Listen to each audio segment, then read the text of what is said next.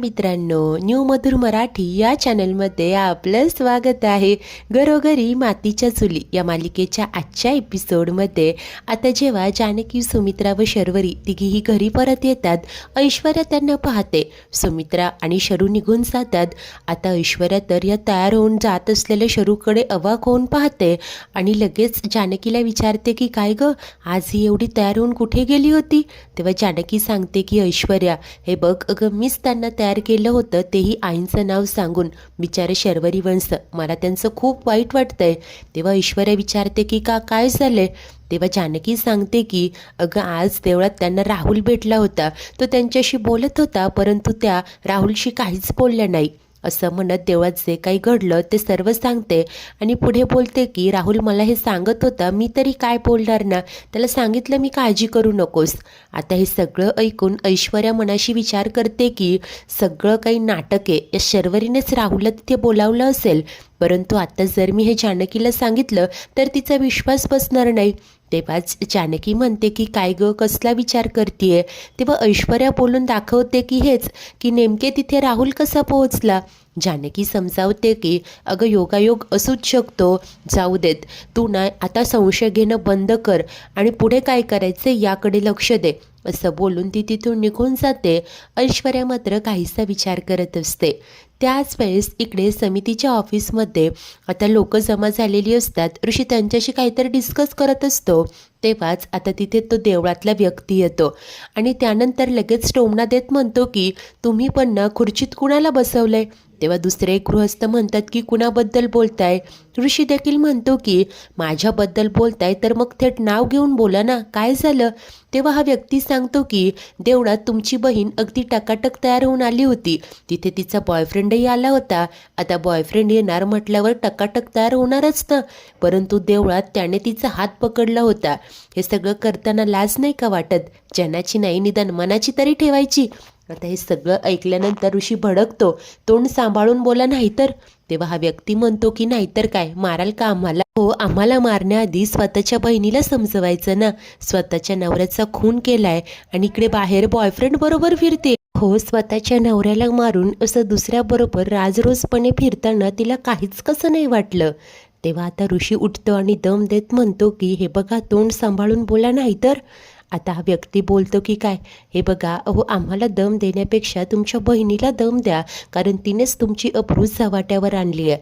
हे ऐकताच ऋषी पुढे होतो. या व्यक्तीची कॉलर पकडतच म्हणतो की बस झालं. हे बघा, दुसऱ्यांच्या बहिणीबद्दल बोलताना जरा विचार करा. हो, तुम्हाला सुद्धा एक बहीण आहे ना? तेव्हा हा व्यक्ती बोलतो की जर का माझ्या बहिणीने असं काही केलं असतं ना तर मारून टाकली असती तिला. तेव्हा वैतागत ऋषी म्हणतो की तुम्ही हेच करणार, कारण तुमचे विचारच असे आहेत. अहो, माझ्या बहिणीच्या चारित्र्यावर शिंतोडे उडवताय, परंतु हे सगळं का केलं तिने याचा विचार केलाय का? आज दुसरा व्यक्ती ऋषीला सुनावतो की ऋषिकेशराव, अहो तुम्ही तुमच्या बहिणीची इतकी बाजू घेताय, परंतु नवरा गेलाय, साधा महिनाही झाला नाही आणि तुमची बहीण तयार होऊन मंदिरात जाते, तेही दुसऱ्या एखाद्या मुलाबरोबर. हे बघा, तुम्ही कितीही लपवण्याचा प्रयत्न केलात ना, तरी तुमच्या बहिणीचं आणि त्या मुलाचं लफडं आहे हे आता सगळ्या दुनियेला कळलंय. तेव्हा आता दुसरा व्यक्ती म्हणत असतो की हो, अहो पण यांना कुठे काय फरक पडतो? काय हो, आमचं तोंड बंद कराल त्यापेक्षा त्या मुलाचं तोंड बंद करा आणि त्याला दम द्या, तुमच्या बहिणीपासून दूर राहायला सांगा, कारण असं तर तुम्ही कुणाकुणाचं तोंड बंद करणार? नंतर हे ऐकताच ऋषी काहीसा विचार करतो आणि लगेच सौमीला फोन करून सांगत असतो की मी सांगतोय त्या पत्त्यावर पोहोच, आणि तो बाहेर पडतो.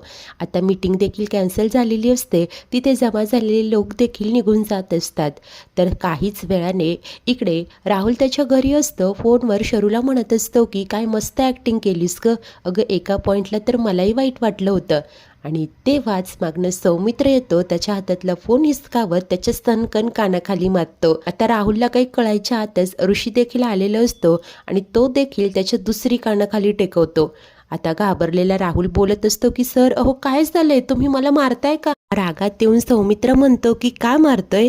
अरे तुझ्यामुळे आमची बदनामी होते, पुन्हा जर का शरूजवळ दिसलास ना तर सोडणार नाही तुला. असं म्हणत पुन्हा एक कानाखाली लगावतो. त्यासरशी राहुल खाली पडतो. त्या ढोंगी राहुल नाटकं करत बोलतो की सर अहो पण मी काय केलंय.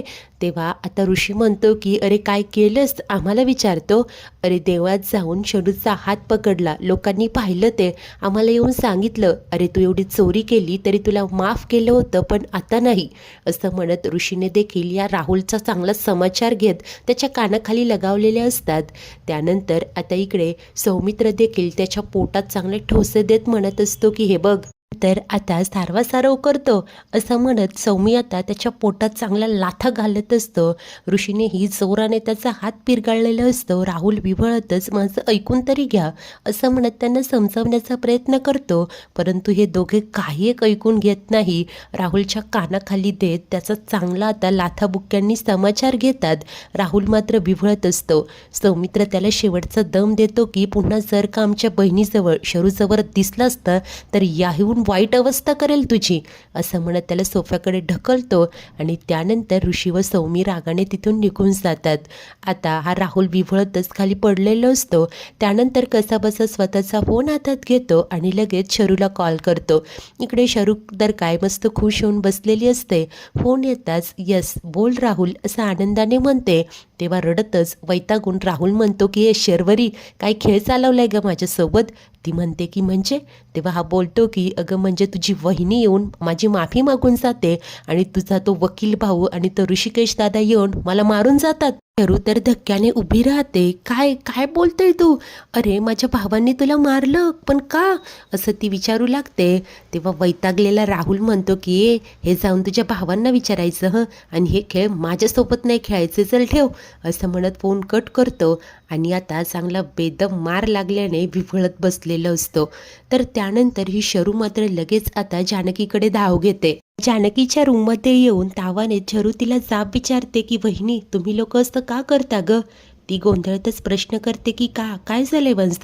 तेव्हा शर्वरी सांगते की ऋषिकेश दादा आणि सौमित्र दादाने जाऊन राहुलला खूप मारलंय, त्याचा फोन आला होता मला. आता जानकीलाही धक्का बसतो. शरू रडतच म्हणत असते की आता त्याला किती लागलंय काय लागलंय काहीच कळायला मार्ग नाहीये, खूप टेन्शन आलंय मला असं म्हणत ती पॅनिक होत असते. तेव्हा जानकी लगेच बोलते की एक काम करूया आपण राहुलच्या घरी जाऊया. तीही तयार होते. हो चल असं म्हणत दोघीही घाईने खाली येतात. जानकी ऐश्वर्या अवंतीला आवाज देऊन बोलावते. जानकी सांगते की ऋषिकेश आणि सौमित्र भाऊजींनी जाऊन राहुलला मारहाण केली, लागलंय त्याला. तेव्हा अवंतिका गोंधळतच बोलते की पण त्यांनी त्याला का मारलं असेल. तेव्हा जानकी सांगते की माहिती नाही. ऐश्वर्या विचारते की पण तुला कसं कळलं. तेव्हा जानकी सांगते की वंसांना राहुलचा फोन आला होता, त्यानेच सांगितलं. ऐश्वर्या म्हणते की ठीक आहे चल आम्ही पण येतो. परंतु जानकी म्हणते आई घरी एकट्या आहेत, शिवाय ऋषिकेश आणि सौमित्र भाऊजी आल्यानंतर तुम्ही त्यांना समजवा, आम्ही आलोच जाऊन. आणि दोघीही घाईने घराबाहेर पडतात. त्यानंतर त्या जेव्हा राहुलकडे पोहोचतात तो तसाच विवळत बसलेला असतो. घाईघाईने शरू त्याच्या जवळ येते, त्याला हात लावते. तो मात्र आणखी विवळतच तिला दूर राहायला सांगत असतो आणि म्हणतो की तुम्ही इथे का आलात. तर घाबरलेली शरू जानकीला म्हणते की याला खूप लागले ग, रक्त येतंय, याला हॉस्पिटलला घेऊन जावं लागेल. तेव्हा जानकी म्हणते की हो हो चला, परंतु हा राहुल नकार देतो, काही झालं नाहीये मला, कुठेही नेण्याची गरज नाहीये असं रागाने बोलत असतो. तेव्हा जानकी समजावते की असं काय करतोय, अरे तुझ्या डोक्यातनं रक्त येतंय, बँडेड करावं लागेल, मला सांग ना फर्स्ट एड बॉक्स कुठे. आता राहुल सांगायलाच तयार नसतो. अखेर शर्वरी त्याला ओरडतच म्हणते की राहुल अरे सांग ना फर्स्ट एड बॉक्स कुठे, किती लागलंय तुला, अरे तुला त्रास होईल. तेव्हा राहुल म्हणतो की मी आत्ताच शिफ्ट झालोय, कुठे काय आहे मला काहीच माहिती नाही. शर्वरी बोलते की बरं ठीक आहे, हे बघ मी तुला आत्ता वर बसवते, तेवढं तरी ऐक, उठ हळू असं म्हणत तिने त्याला उठवलेलं असतं, सोफ्यावर बसवते, त्याला त्याचा चष्मा देते. राहुलच्या डोक्यातनं रक्त येत असतं, त्यामुळे ही शर्वरी तिची ओढणी फाडून डोक्याला बांधणार असते. तो ते पाहतो आणि म्हणतो की हे काय करते, हे बघ ओढणी वगैरे नको फाडूस. ती मात्र त्याला गप्प करते आणि राहुलवरच्या आंधळ्या प्रेमापोटी शरूने आता स्वतःची ओढणी फाडलेली असते आणि आता हीच ओढणीची पट्टी ती त्याच्या डोक्याला बांधते. तो विभळतो. ती म्हणते की हो हो मला कळतंय तुला त्रास होतोय, परंतु आता दुखायचं थांबेल हं असं म्हणत त्याच्या डोक्यावर तिने ओढणीची ती पट्टी बांधलेली असते. जानकी हे सगळं काही पाहत असते. त्यानंतर शरूच्या डोळ्यातही पाणी असतं. राहुल मात्र म्हणतो की तुम्ही इथे का आलात? शर्वरी, जर का तुझ्या भावांना कळलं ना तर ते पुन्हा येऊन मला मारतील. मी ना उगीच इथे थांबलो. मुळशी सोडून जात होतो ना तेच बरं होतं. जानकी मात्र म्हणते की असं का बोलतोय? जरा सांगशील का नीट काय झालंय? तेव्हा राहुल म्हणतो की मी शर्वरीपासून दूर राहायचं असा दम देऊन मला मारून गेलेत ते दोघेही. मी शर्वरीसोबत राहतो, मला लोकांनी पाहिलं, त्यांच्यात चर्चा होते आणि तुमच्या घराची बदनामी होते असं सांगून गेलेत ते मला. मी जेन्युइनली सांगतोय, माझं शर्वरीवर खूप प्रेम आहे आणि ती सुखात राहावी हेच मला वाटतं. म्हणून सांगतोय शर्वरी, तुम्ही दोघेही आत्ता इथून निघून जा आणि उद्या मी देखील बँगलोरला जातोय. सुखात राहतो शरू असं म्हणत हा राहुल आता इमोशनल ड्रामा करत असतो. शरू ही रडत असते. आता या दोघांना असं पाहून जानकी मात्र मनाशी विचार करते की या अशा अवस्थेत देखील राहुल फक्त वंसनचा विचार करतोय. त्याचं किती प्रेम आहे वंसन. इकडे घरी आल्यावर जेव्हा ऋषीला सगळं कळतं तो वैतागून म्हणतो की अजिबात नाही. तो राहुल शरूसाठी योग्य नाहीये ही गोष्ट जानकीला कळायलाच हवी आणि मुळात जानकी शरूला घेऊन तिकडे गेलीच का? तेव्हा अवंतिका बोलते की तुम्ही त्याला मारहाण केलीत. जखमी अवस्थेत त्याने शरूताईंना फोन केला होता म्हणून वहिनींना तिथे जावं लागलं. तेव्हा ऋषी मात्र म्हणतो की जानकी पण ना, तिला नको तिथे चांगुलपणा दाखवण्याची काय गरज असते. एक तर त्या राहुलमुळे आपली अब्रू वेशीवर टांगली जाते आणि आता तर लोक शरूच्या चारित्र्यावर संशय घ्यायला लागले. त्या जानकीला त्या युजलेस राहुलकडे घेऊन जाण्याची काय गरज होती? असं जेव्हा ऋषी बोलतो तेव्हा ऐश्वर्या अतिशय स्पष्टपणे सांगते की युजलेस फक्त तो एकटा नाहीये. म्हणजे तुमच्या बहिणीने कोर्टात स्पष्टपणे सांगितलं होतं त्या दोघांचं अफेअर आहे, त्या दोघांचं एकमेकांवर प्रेम आहे आणि मग या सगळ्यात तुम्ही फक्त त्या राहुलला का एकट्याला दोषी ठरवताय? तुमच्या बहिणीला पण दोषी ठरवा ना. ऐकता सौमित्र कुठे गप्प राहणार. तो लगेच म्हणतो की कुणाला दोष द्यायचा कुणाला नाही हे तू नको आम्हाला शिकवूस. मुळात इकडचं जग जरी तिकडं झालं ना तरी तू मात्र शरूलाच दोष देणार हे आम्हाला माहिती आहे. ऐकताच ऐश्वर्या शांतपणे उत्तर देते की सौमित्र, तू सगळ्यात आधी मला जज करणं बंद कर. अरे पण तुम्हाला कसं कळणार ना, कारण तुमच्या डोळ्यावर तर तुमच्या बहिणीच्या आंधळ्या प्रेमाची माया आहे.